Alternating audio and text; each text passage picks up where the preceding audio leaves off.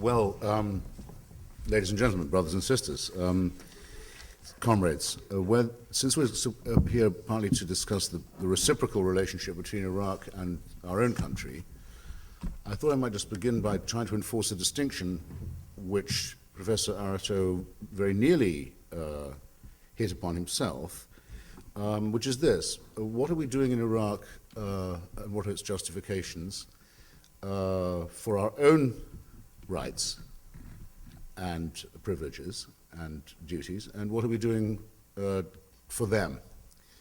And how do these rights arise? And how should they be distinguished? And I think if one can bear to think of it in this way and try and keep the two hemispheres of the cerebellum not separated, but for the moment on ice, one might make a little progress in this direction. Suppose it was true, as many people shouted at me from audiences, to my astonishment, in the run-up to the war, that Saddam Hussein had been elected, was the popular choice of the Iraqi people. You must remember that unique in the annals, even I think of Joseph Stalin's referendum on the integration of Lithuania into the Soviet Union, it was not claimed that 100% of the people had voted, nor that 100% of them had all voted the same way. I believe Saddam Hussein is the only one to have claimed in the early 2003, with people voting, if you remember, in their own blood, that 100% had turned out and 100% had all voted the same way to make him, confirm him as president for life. I'll dwell on this point just for a second, if I may, for its implications.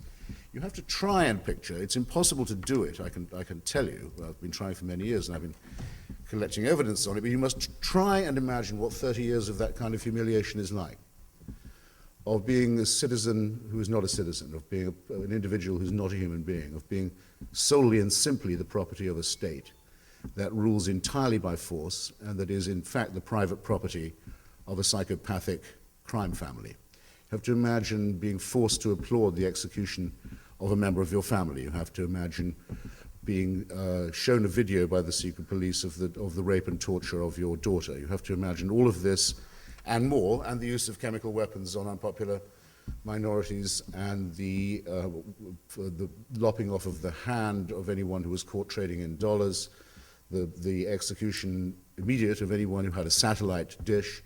You have to imagine the utter atomization and destruction of a whole society for 3.5 decades, much longer than anyone, even a German who'd lived through Hitler and Stalin, had to put up with. And all the time, scarcity, famine, war and civil war, and a regime that ruled by divide and rule. Saddam Hussein published a newspaper for, actually it was his son who officially published it in Basra, aimed at a Shia readership that made insulting remarks about the Sunnis. This was done by the regime. In Baghdad, there were newspapers about the filthy rituals of the Shia and the vile heresies promulgated in Basra. And all the time, of course, an attempt to extirpate, to remove from the face of the world the very stubborn resistance of the people of northern Iraq, the Kurds, the largest minority in the region, the largest people in the world by number who don't have a state of their own. This is a nightmare state, a state of terror and volatility, not a stable one, but a state actually of permanent instability and organized for war, for a permanent state of aggression against its neighbors, these aggressions being repeatedly and very brutally carried out. The 100% vote in the referendum is just the, if you like, the Absurdistan portion of this. The badge and symbol. Those Iraqis who you saw doing it were really doing it. They actually did have to go out and sign in their own blood. It was not enough for them to agree. It was not enough for them to subject themselves. They were forced to applaud and participate as well. You're picturing a traumatized and maimed society, and these consequences, which we see around us all the time, cannot entirely be blamed, I think, on the school of thought sometimes called neoconservative. Right? They didn't do this to the Iraqi people. That should be made very plain at the start. But what if, as I'm just about to wander from my point if I don't return to it, what if it had been true? What if 100% of the Iraqi people had really wanted the continuation of the Saddam Hussein's rule? It would have made no difference to us, it seems to me. We would have had to say that's too bad. There are 4 conditions under which a government, regime, can make itself outside the law, outside international law, and subject to forcible intervention and regime change. These 4 conditions have been agreed, I think, really now for quite some time. I'll restate them for your convenience quickly. On condition of the invasion or occupation of the territory of neighboring countries, a state is deemed to have sacrificed its sovereignty. On condition of the, well, it is. If you remain in occupation of the territory of another, you may subject yourself to punitive action from the international community. Shall I put it like that? In the case of the Genocide Convention, to which our government and many others are signatory, the convention mandates international action. But not loss of sovereignty. Mandates international action. Well, I think you'll find the consequences of loss of sovereignty, Doctor, if you don't mind my saying so. You don't think that the presence of foreign troops on your soil, or the establishment of no-fly zones over your territory, or the imposition of international economic sanctions is an infringement of your sovereignty? I beg to differ.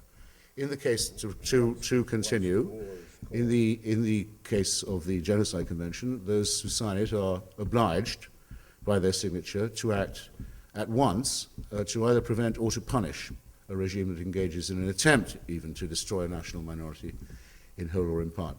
Those governments that harbor international terrorists and those governments that violate the Non-Proliferation Treaty may also be brought to account, shall we say. I won't insist here on the sovereignty point. These are the 4 conditions. Iraq was under the Saddam Hussein regime a serial violator of all those 4. I'll just recap. Didn't just invade Kuwait, as is often wrongly described, annexed and absorbed the state of Kuwait, a full member state of the United Nations, full member state of the Arab League, of the Islamic Conference and of the Non-Aligned Movement, into the territory of Iraq, made it the 19th province, attempted to do the same to the Khuzestan provinces of Iran. The loss in point of lives in the first case, the Iranian case, is reckoned to be ultimately perhaps about 1.5 million casualties on young men on both sides. Attempted, even gave a name to the campaign, the Anfal campaign, as it was called, to erase the population of northern Iraq, the Kurdish population, to our shame, with American weaponry, which had also been supplied to them for the war against Iran.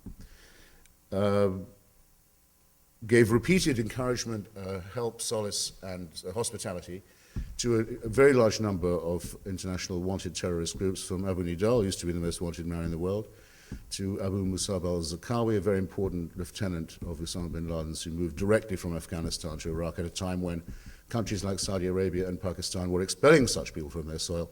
Iraq was inviting them into the country.